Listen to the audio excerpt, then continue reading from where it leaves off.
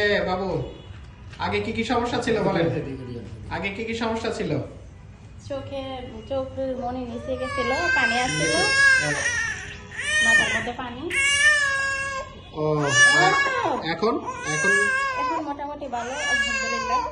এখন আর চোখের দৃষ্টিশক্তি আর নিচে চলে যায় না? না না, এখন নিচে চলে যায় না।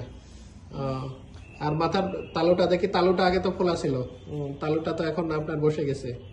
ঠিক আছে, ভালো আছে। আগের চাইতে ভালো না খারাপ আছে এখন অপারেশনের পর? ভালো ভালো, এখন ভালো আছে না? আর আপনারা জানতে পারছিলেন কিভাবে? আরেকজন লোকের মাধ্যমে জানতে পারছিলেন। উনি ওই ভিডিও দেখে ওনার নাতিক না কাকি যেন নিয়ে আসছিল। ঠিক আছে, ঠিক আছে, ভালো থাকেন।